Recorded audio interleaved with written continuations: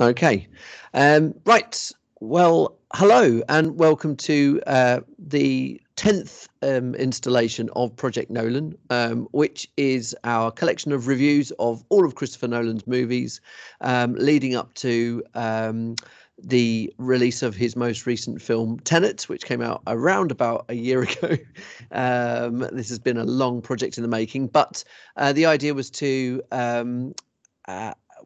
look at his films together, to consider the connections between them. And obviously the project was really started and the viewings were started before we saw Tenet. And this is we have reached the final film of his pre-Tenet era. It would be lovely to think that maybe his career will be divided into at least two parts, that we've done just one half of his work, considering how much we like it. But we are reviewing his 10th feature film today, Dunkirk. As always, with me is Matt. Hello, Matt. Hi, how are you doing? I'm good, thank you. So this is Matt of Matt's Film Blog, which has kind of arrived and evolved since we started doing this project, really, hasn't it? Yeah. So it's something. It's our sort of, it's the newest content from us as content providers at South Sefton's campus of Hugh Baird College. I'm Nick, and I have a Nick's Media vlog as part of my website, Media Studies website. And over the years, we've done various things under the name of South Sefton Scribble. So this is part of that. But yeah, like I said, this is our final movie, and we kind of rank ordered them at the beginning, and it was probably the most difficult part of this whole project. And the reason this is the final one we're reviewing is because this came in at number one for you, didn't Matt? Of all the pre-Tenet movies, this is your favourite. Is that fair to say? Yeah, and it's interesting actually. I thought it had changed and this list to be a bit more fluid. And it's been over a year since we started this, and I'd still probably have Dunkirk as number one. Did you? Sorry, I was going to say, did that realization only happen to you when you were rewatching the movies, or did you anticipate it being number one and it kind of it confirmed what you thought? I think I anticipated it being in my top three. I always thought Interstellar being me number one, and that had always been me number one. But I haven't watched them in such close proximity and back to back. Dunkirk, and we will talk about this more in the review, but it sort of contains all of the things I love about Nolan. Right, that's immediately, I think that's really interesting to hear, because for me this stands out completely as an outlier from his work. And actually although I've made some notes of how it does maybe fit in within the canon, this feels so alien to some of the things that we've talked about. It doesn't necessarily sit in this. But first of all, as always, we usually do a synopsis. Last time was a real treat when I gave my synopsis of Inception, but Matt, you do a much better job of this than I do. So can you give us a quick synopsis of Nolan's 2017 movie Dunkirk? Yeah, so I've written this down, so I'm going to read this off a piece of paper just to get it accurate. So in May 1940, Germany advanced into France, trapping Allied troops on the beaches of Dunkirk in northern France. Under the bombardment of Nazi planes and artillery, and over the course of 9 days, 300,000 British, French and Belgian troops are rescued from the beaches by any naval or civilian vessels that can be found. So the film is based upon the real evacuation of Dunkirk, and in the film, Nolan portrays the evacuation from three perspectives: land, air and sea. And each perspective is presented by an overlapping narrative, but each strand takes place over a different time period. So all the stuff on the land, or the mole, is 7 days, the sea is 24 hours, and the air is 1 hour. And the film tells the tale, of the evacuation of Dunkirk Beach in 1940.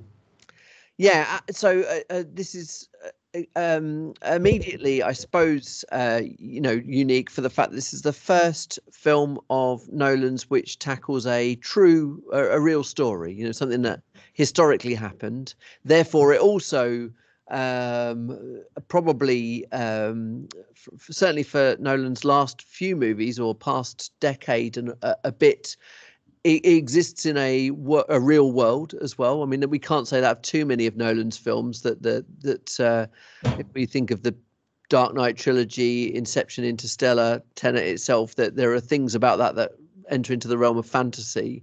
So that there's those two aspects of it. And to dive straight in, the one thing you didn't mention there, which immediately makes it very, very different to not only a Nolan film but to any other film. You didn't mention a main character.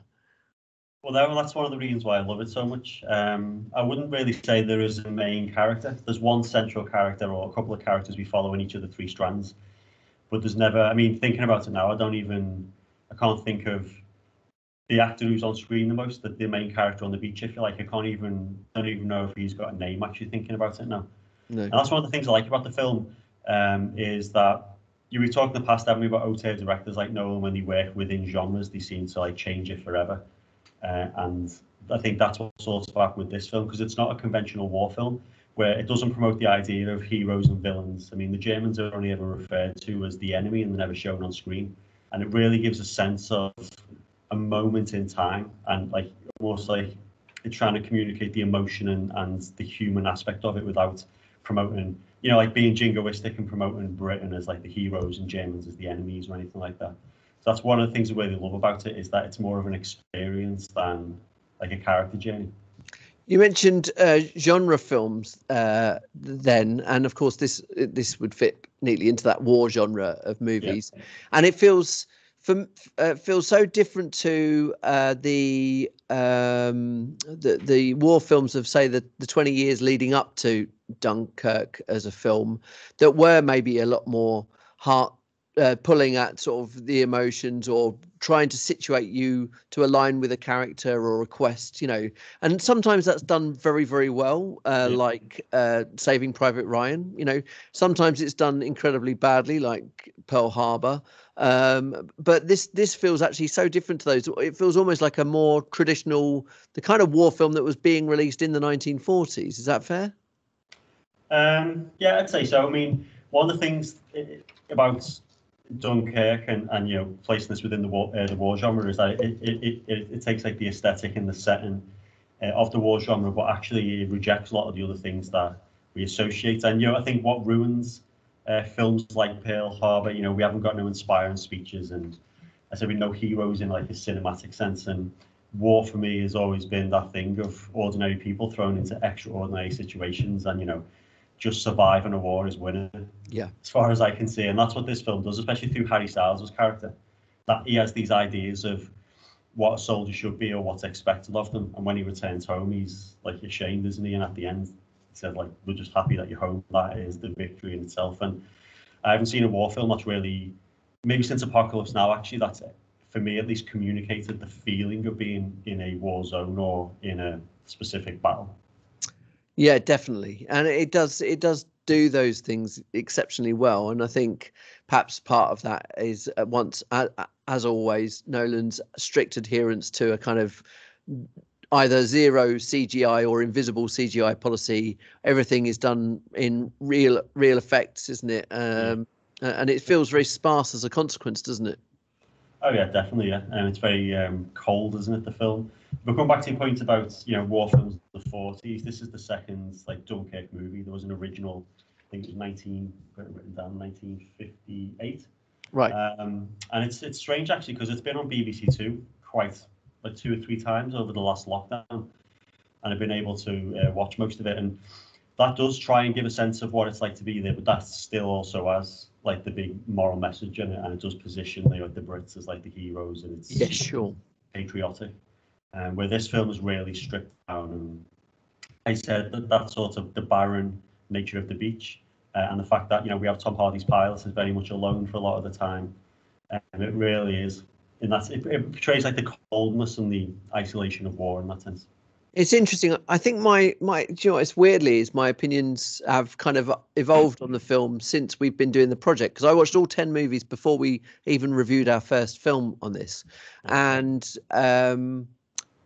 well, obviously because we came up with the order and stuff, but when I was watching it, I saw it at the cinema the first time and loved it.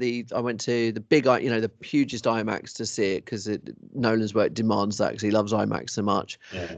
But then on second viewing, which was for this project, there were times when I felt that this was almost like the sort of film that is made to commemorate an event like Dunkirk, but almost in something that could be shown. It sounds really derogatory, but something that would be shown maybe in a museum of Dunkirk. That it'd been almost felt like, has this movie been commissioned by a historical society or, you know, almost government? I'm not that it's in any way propaganda, but do you know what I mean? That there's something that's, so maybe it's because it feels more real and more documentary about this. Is there anything to do with the roots of this movie? I mean, it was an anniversary or something like that? I'm not sure about that. I mean, the timing of the film's release is very interesting because when I saw it on the cinema, there was 2 trailers that preceded it. One was Victoria and Abdullah, I think it was called, which is a film about Queen Victoria and how she was so kind and nice to her Indian, friends, not servants. And then after that, there was the trailer for The Darkest Hour, the Gary Oldman film, which deals with the reaction and to Dunkirk, and that's like where what inspired Churchill's famous speech. But I think as well, that's one of the only moments in the film where it feels quite. I mean, I would say it almost falls into the realm of like not propaganda, but you can see why people would say that is when the boats arrive and we get like Jerusalem and the music swells, and I think the presence of Kenneth Branagh that like takes up the Britishness or Englishness, like that adds a couple of layers automatically, doesn't it? Yeah. So I think you can see it that way, and that was my initial response going to the cinema. I was like, wow, that was like basically an indoctrination to vote Brexit for 2.5 hours based on the trailers. I mean, it is literally, the British Army, and the rest have been forsaken by the rest of Europe. So I think people can see it like that, but for me, you mentioned then, it's like the documentary approach and like the lack of CGI and the reliance on real practical effects shooting on location that I think, as I said earlier, with war films or films in this genre, we expect that moral message, and the absence of that does make it seem more realistic, or maybe it's trying to promote a very specific idea.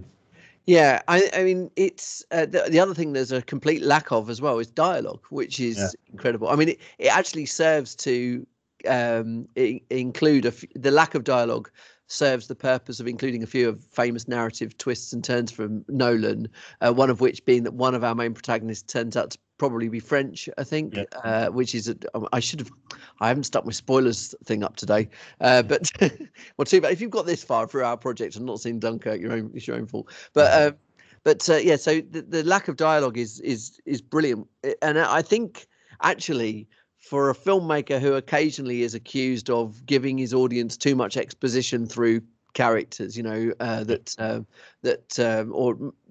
maybe that's sort of studios asking him to just explain things a bit more. This had basically no explanation. You're thrown right into the dark, aren't you? In fact, the opening shot, there's no credits at the start.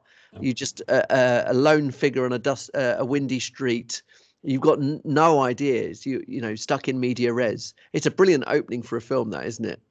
Yeah, it's incredible. And this is what I said earlier about why I think this film, for me, expresses everything I love about Nolan perfectly. Because, as we said with Inception, and I'm sure we'll mention in Tenet, is that the idea sometimes gets in the way, and that then, like, the knock-on effect is that you have too much exposition. You have loads of characters all, explaining certain things.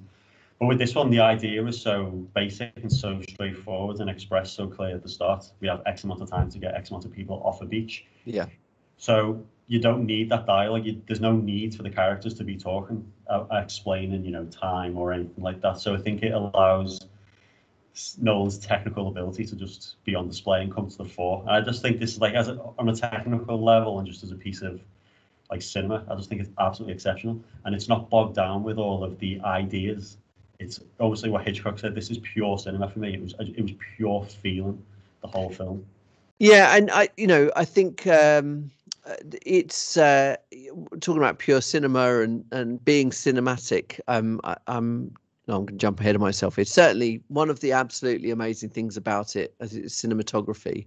I am constantly surprised, and this film more than any other perhaps, that Nolan doesn't storyboard. It's ridiculous because some of the shots just feel perfectly composed. He uses all the stuff that we talk about composition when we introduce it in our subjects. He uses, light and shade, foreground and background, use of oblique angles to create shots. One of my favourites, I think this is probably very iconic of the movie, or certainly something to remember, is his use of patterns. In particular, I'm going to put it on screen now.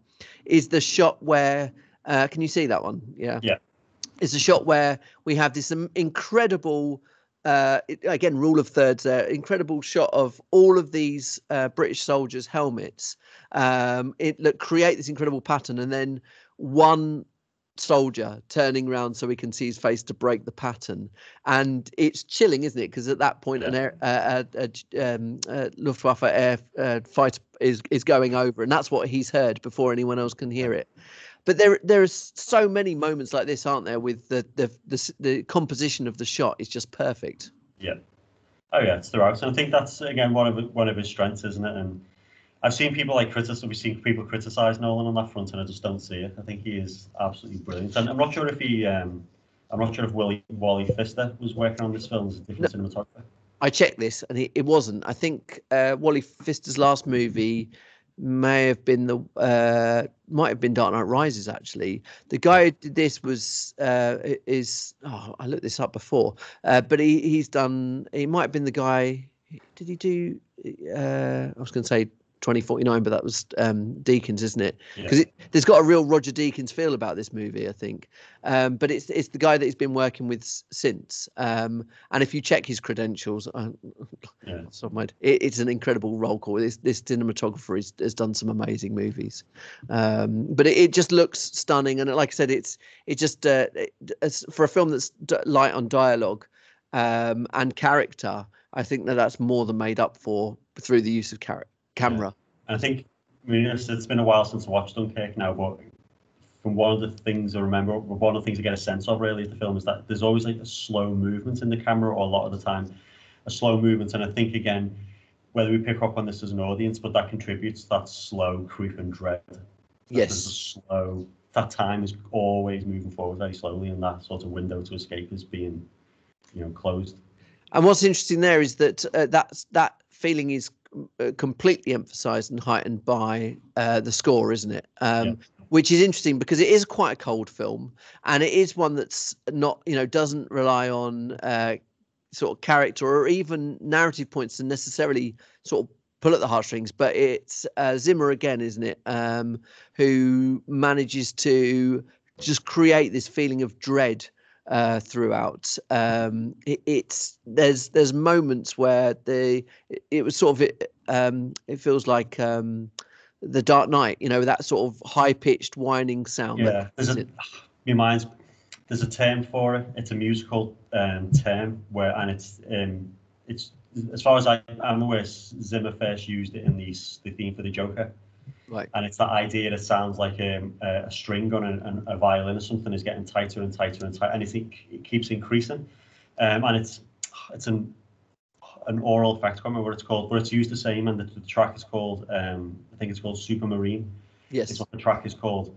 And that is, and again, like Interstellar, it uses an element of that where it's got like a constant ticking sound in the background. Yeah. So there's this constant sound of something being tightened and getting increasing in intensity like throughout the entire film. And come back to what you said about that shot of all the soldiers standing and the one person turns around. Is the sound of the Spitfires is so important, isn't it, for sort of prefiguring something horrible is about to happen. Yeah, definitely. And what's I think the thing that the genius about the soundtrack, and this threw me back to actually Blade Runner 2049 because Zimmer did the soundtrack for that. Is there are moments in the film where genuinely you're not sure whether the non-diegetic sound finishes and the diegetic sound picks up. Yeah. Obviously, in Blade Runner, it's because there's a lot of sort of science fiction-y, so if you like, noises that happen, where Zimmer takes the original Vangelis, I think, to another level. But with this, there are moments where that sound, that stretching, twisting sound, becomes the engine of a Messerschmitt or something, and you don't know whether it's just Zimmer's score or whether you're going to have an enemy fighter go over the top of your head. Yeah, I found there's quite a few moments like that when they're in the dock and either one of the ships has been torpedoed or it's the ship. You can hear like the twisting of the metal and the snapping of ropes and chains, but also in the soundtrack as well.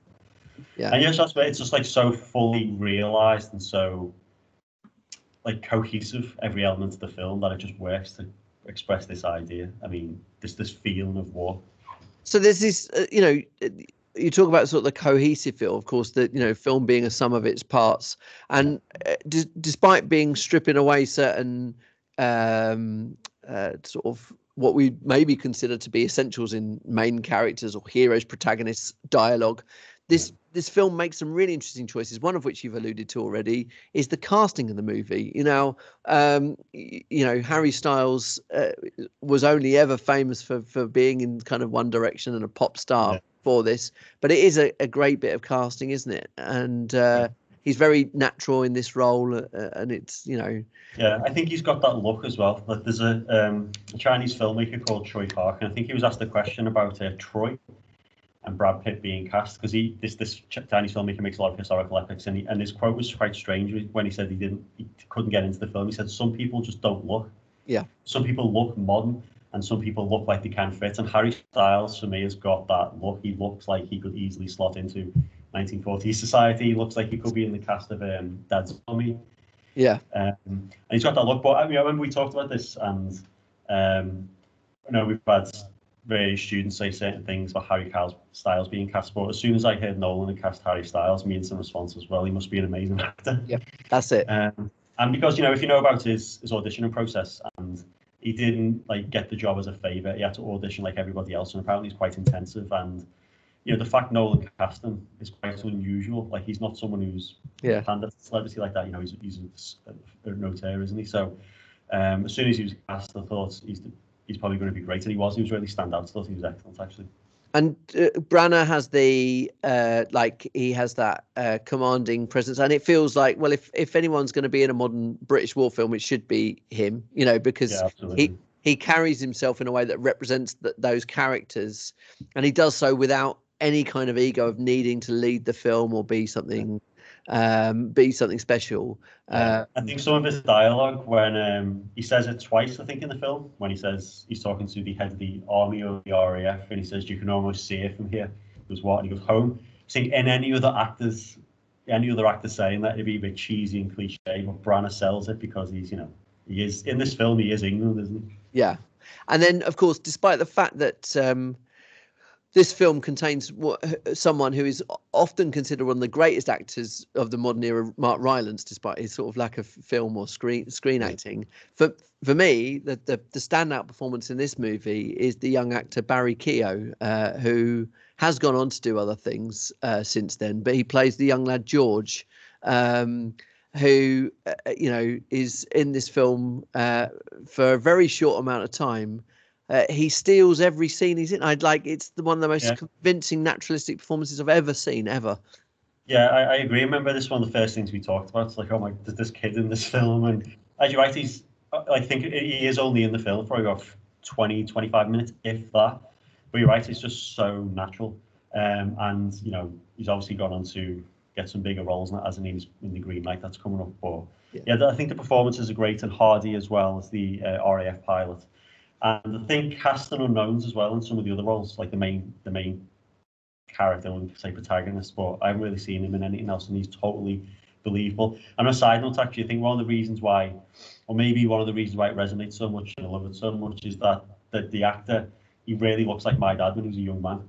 Like in early photos around his mouth, really, really quite similar. So I think that's some sort of part of my response there. That's amazing. Yeah, well, that's definitely. Dad wasn't old enough to be in the war, but but he was in the Navy, though, wasn't he? So that connection. And again, well, actually, some of those real life touches, real life, or we talk about the realism that Nolan can bring to a film. Even if it's fantastical, or even if it's set 80, years in the past or whatever. I know this has been talked about, but some of those effects that are used to create tension, we often bemoan the fact that special effects these days just get lost in the ether or just become there for the sake of it. But there are some special effects in this movie which are almost heart-wrenching. The one in particular is where the bombs are dropped along the beach.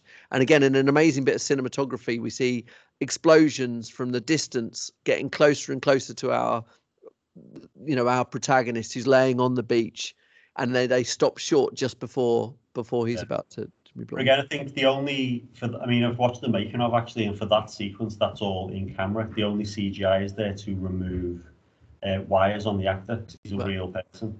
And I think they maybe might have exaggerated one or two explosions, but again, it's that Nolan thing. If you can do it in camera, you will. Yeah. And it's little things, I mean, I think Lucasfilm understand this because they sort of incorporate that idea into the market of their films, don't they? But for most film audiences, probably don't care. But when you're watching it, I think we just know. I think intrinsically we understand that it's real, and that just heightens the impact so much. Yeah, definitely. It's interesting. I mean, talk about the marketing. We usually show the poster for these movies, and I dug one out. I think the one you've got behind you actually is similar. What's intriguing about this is that this particular poster, and again, it's very rare that the filmmakers would have much input into this, but it does recall The Dark Knight, doesn't it? There are. Signifying. You have tall structures in the background, and definitely that skyscraper. But I mean, this is most similar to the Dark Knight main poster, where he is standing in front of the burning building. There's like one man, as it says there, the event that shaped the world, one man to save, between us and destruction, or whatever. Even the color schemes of those blues, which were the Dark Knight. I don't know. Is that a sort of a safety device for making sure that people know this is from the same filmmaker? But but then what I was going to use this was to say that, as I said at the top, for us going through this project, and this, there are so many things that move this away from Nolan. Thematically, we've got no flawed hero. We've got no people being obsessed with things. We've got no learning from mistakes. We've got no wanting to be tricked. Or for me, I can't necessarily see this as a film about filmmaking again. So where do you see, first of all, what do you see as the main themes of this movie? And are there any can you make any thematic links between this and Nolan's other work at all? I haven't really thought about it on a thematic level necessarily, in terms of linking to his other work. I don't really think it links. What I meant with my original comment is, I think we have the playing with narrative and playing with time. Yeah. And I think what I like about it is that at the start it does indicate that each narrative strand takes place over a different time period, but after that, it's there if you want it. If not, it is cut together as if it's parallel narratives. So it works in multiple levels like that. So it's very clever in the way it's constructed and its approach to narrative. I think you have a sense of it's more men in crisis just generally than a man in crisis. So I know that's a bit broad. You have parallel narratives. But I think it's more just like the technical side of it and his ability to create tension and sort of engage the audience and get the audience wrapped up in the world he's creating. I just felt that was quite overwhelming in the film, actually. Yeah. And the use of Zimmer, it's hard to articulate, but that sound is so distinctive between him and Nolan. And that sort of constant use of the micro elements, if you like, to drive tension, as opposed to using dialogue and things like that. And you think about the narrative of this film, what's interesting is that none of the actions the characters do actually have really any narrative relevance or contribute towards the progression, because we know they're going to get saved. So it's little human moments in there, and the tension and everything is built from the pace of the edit and the use of sounds and the threats or the incoming threat of planes and stuff like that. But thematically, I guess you have redemption with the Harry Styles character at the end, is that he's redeemed. And if you want to take it a bit further, we always have two versions of one character. I think Harry Styles and the main character, they're two approaches or two sort of reactions to war. But I think more just on a technical level is what I meant, and the way the film is constructed, it really is pure Nolan without all the distraction of the big idea. That's it. And I think actually when I remember watching this at the cinema thinking, right, okay, how's he going to do his trademark narrative shenanigans, switcheroos, whatever you want to call it. And then got about 10 minutes in and I thought, oh, maybe he's not. Okay, I can understand that. It might not be appropriate. It might seem exploitative to do some kind of narrative switch just for a film that's based on real people's experiences. But then he does do the 1 week, 1 day, 1 hour thing. And as you said, it's there if you want it. And it is I think it's brilliantly clever the way that works together. But it's not done in an exploitative way that says that this is more important than the story. It's something it works if you're interested in piecing together a puzzle. It does make us aware of the way that film, in fact, maybe more than any of his other movies, it makes us aware of how film time is different to real time. So perhaps I'm wrong. Maybe this is a film about films after all. But it's done very subtly. I really enjoyed that aspect of it because I didn't feel like it was thrown in my face in the way that Memento, makes you pay attention. But it's still very, very clever nonetheless.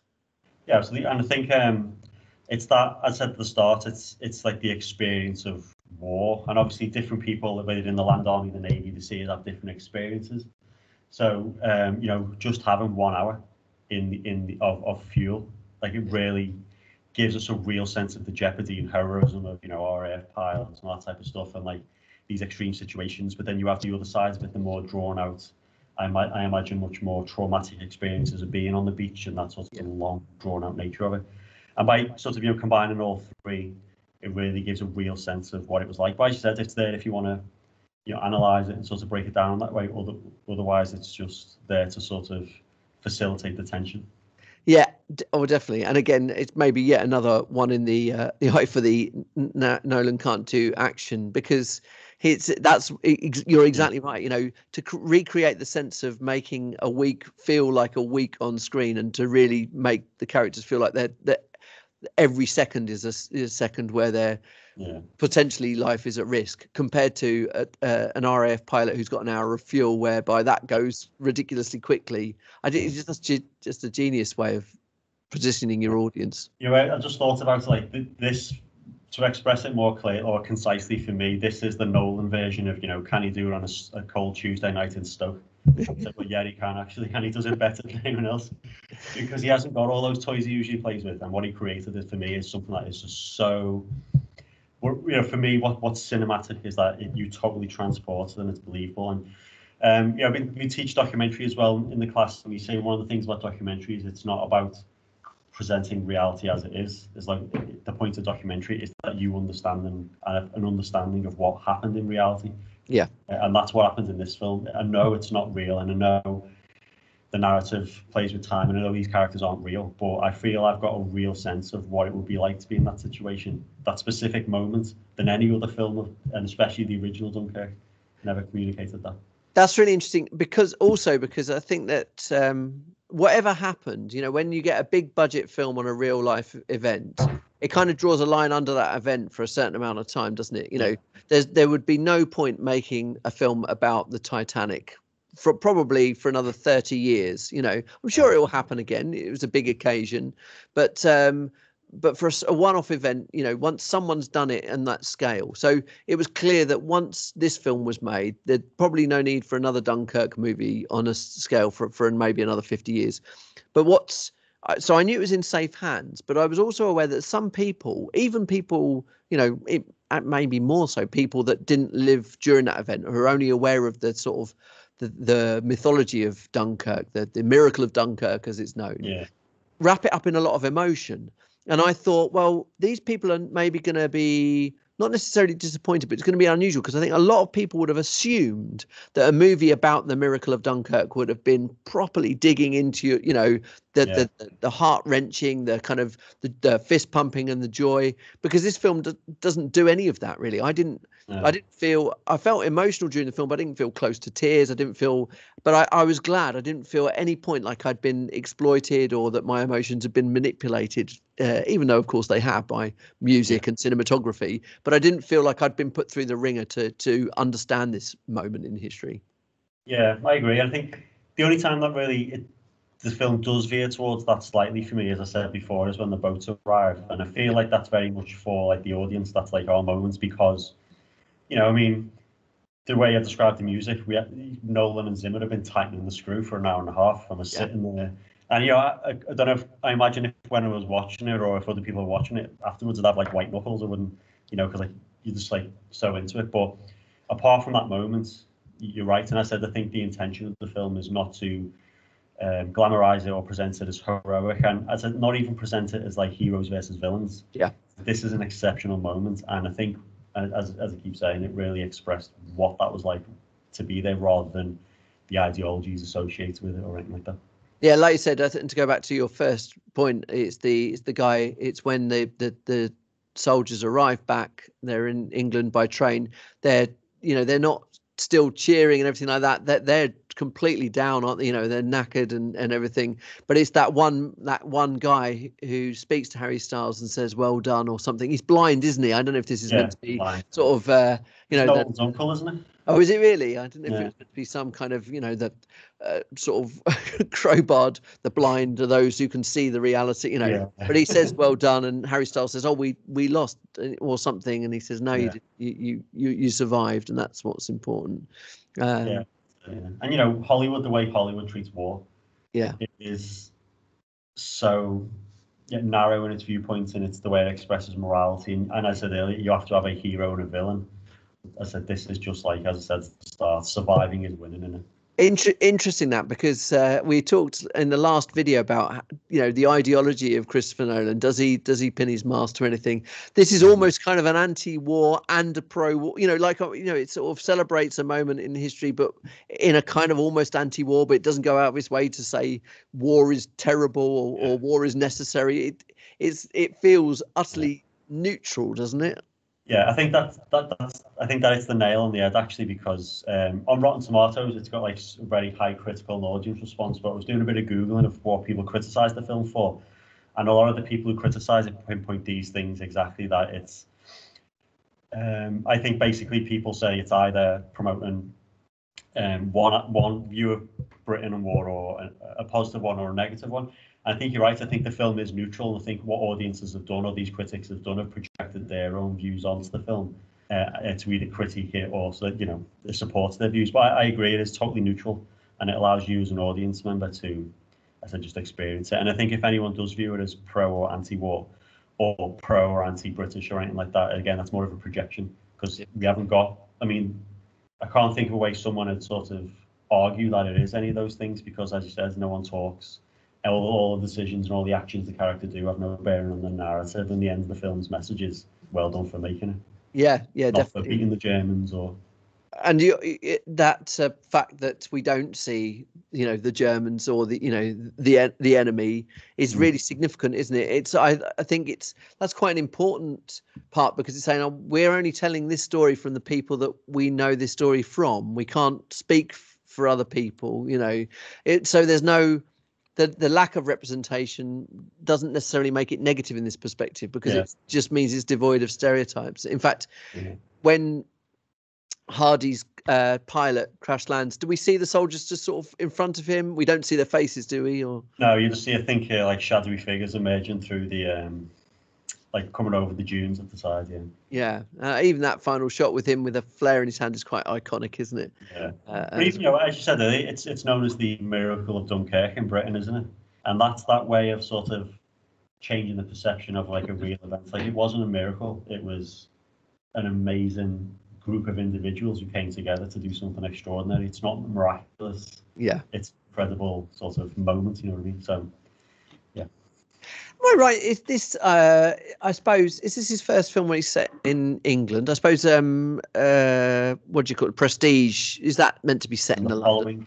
Yeah, it's like Victorian in the following. Which itself, I mean, for a man who's worked so well in an American studio system, a little love letter to England like that is quite interesting to see. Saying that, it's only the last 5 minutes in England.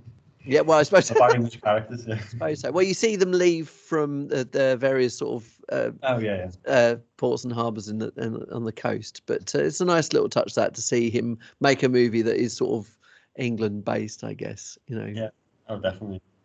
Yeah, fascinating stuff. Do you think? Okay, so just to sort of tie this up a little bit, do you think we'll see Nolan make any other historical movies, or is he, like most genres, been there, done that, move along?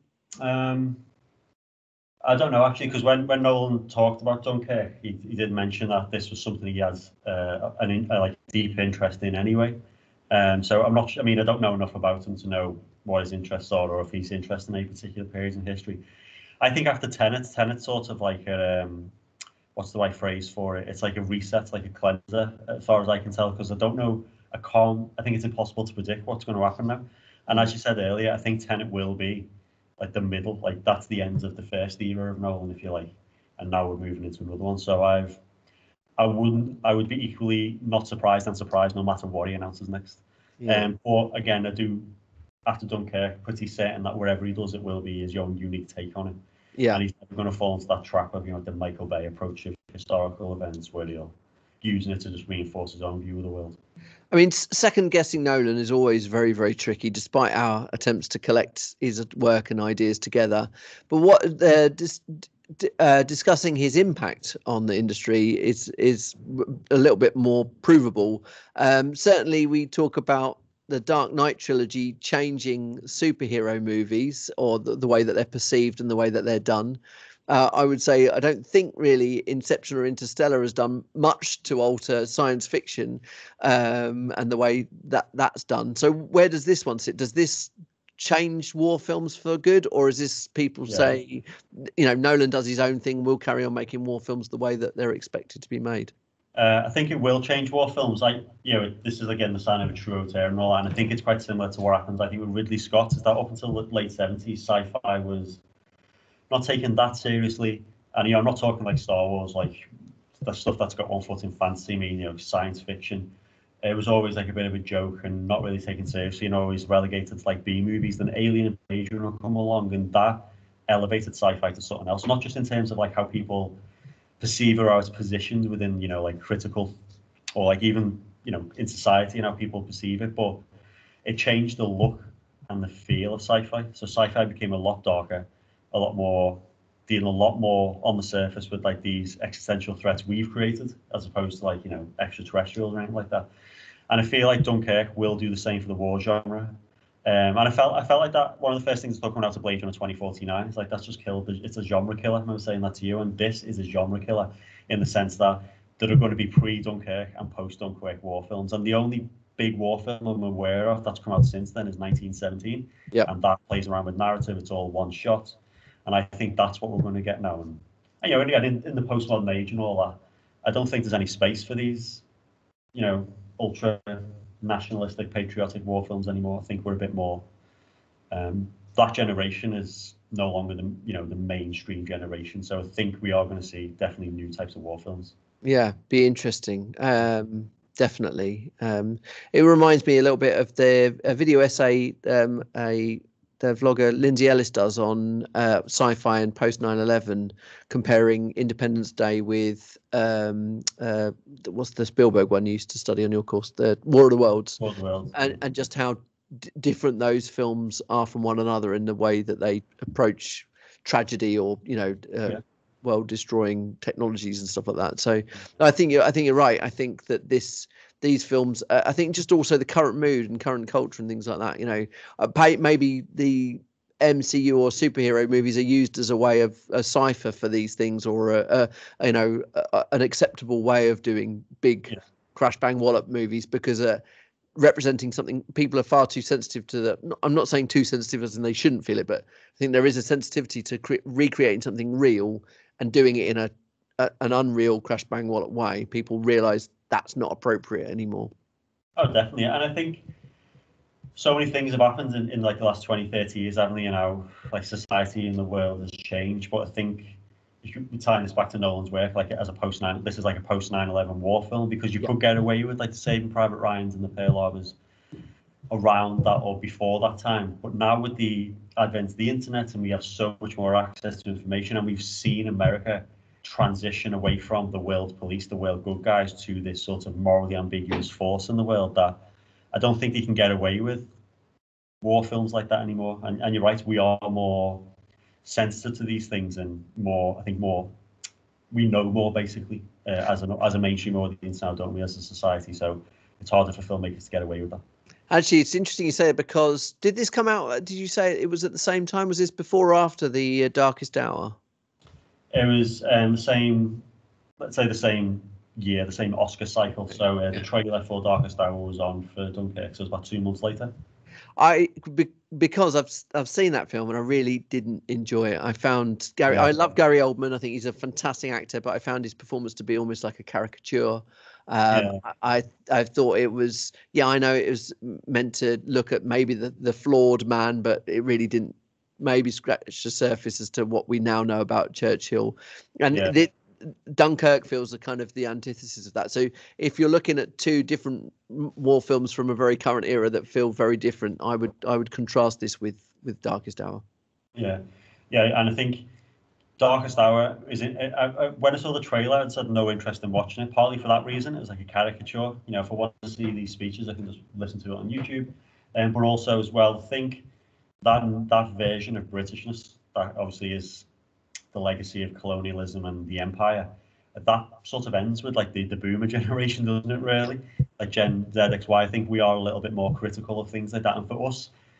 We've been told these stories, and I don't know if you found this, but as an individual growing older, characters like Churchill, these are just historical figures.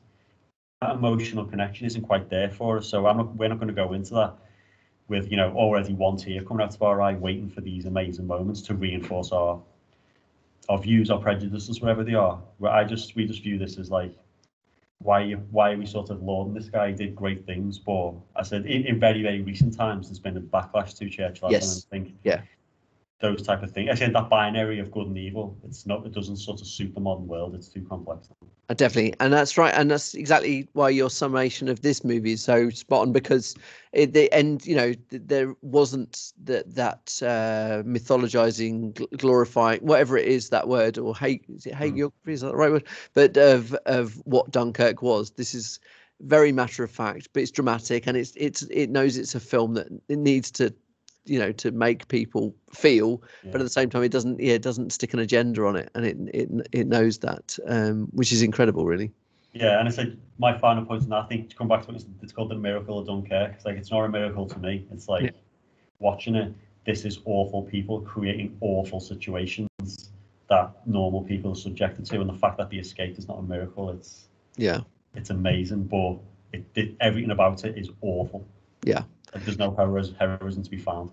No, definitely. Really, really interesting movie. Like I said, it's so, and of course, your number one. It found its way to be, I can't remember, 7 or 8 on my list, which was when we did the list, that was the one that was most surprised by. I think, I don't know, not surprised that it'd be not in your top 5, but like to be 8, I thought to be like 6 or something like that. But it was so difficult.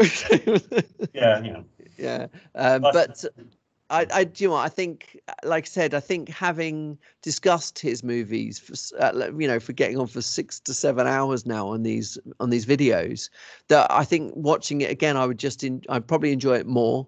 But I think it is a great war film. I hope it does do, even if it doesn't change war films, I think it's still there as an incredible artifact of filmmaking. I love the attention to detail. I think they actually used old proper Supermarine Spitfires to make the movie and stuff. So it is a great movie, and and it stands alone from his work, of course, as well. Brilliant. I think we'll have a lasting legacy, because this is the only film that where, speaking to people in my family or people I know, it was like a really intergenerational thing. It seemed this is like quite in Britain, at least, like this was like an event, wasn't it? Yeah. So I had like my parents go and older relatives go, but younger relatives, and it seemed to be quite like an important film in that sense. And hopefully, as I said, it was like a palate cleanser for everybody. Is like, this is now how we view this event. We don't really view it through these nostalgic lenses anymore. We break it down for what it was. Yeah, definitely. I think that's a really good point. And then we get Tenet, which is what we're on to next, which could not be more different, really, in many ways to this film. But maybe it's got similarities. We will only know when we discuss this in more detail next time. Well, actually, the only thing I'll say about Tenet in this review is that this film manifests everything I love about Nolan, and Tenet is the exact opposite. It's everything I don't like. Spoiler alert. How did the Tenet screening go? But okay, well, we kind of, I think, hinted at our certain ambivalence towards the film. However, a year has passed, almost a year. No, we saw it in September, didn't we, Tenet? So it's sometime, quite a lot of water has passed under that bridge, and another chunk of pandemic. I've rewatched the movie, so my feelings have evolved somewhat on the film since the first screening. Did you say you've seen Tenet a second time now? I saw it twice in the cinema, and I haven't seen it since. But I will watch it over the next few days, actually, and then I'll watch it again before we do the review. Yeah. Okay. I think that's. So if I come back and I'm like, it's amazing, just Yeah. It does need a second rewatch. I don't think my views have evolved. I don't think my opinions overall of it have changed too much, maybe, but it will be interesting nonetheless. But for Dunkirk, certainly, I wholeheartedly recommend it as a movie. Standalone, Nolan fan, war film, not a war film fan. I think there's something to be admired there for lots of reasons, and hopefully even the old Harry Styles diehard fans would have been brought to in the audience. I felt particularly smug as I spotted the Michael Caine cameo, which is. I remember getting a text message off you actually on WhatsApp. Yeah, right. Racking my brains and I couldn't, and then blink and you miss it, so to speak. But yeah, great stuff. All right, well, thanks very much, Matt. That was a really interesting one. And we'll be back again next time for our final, probably final review for a few years anyway of Christopher Nolan's Tenet. Until then, bye-bye. Bye.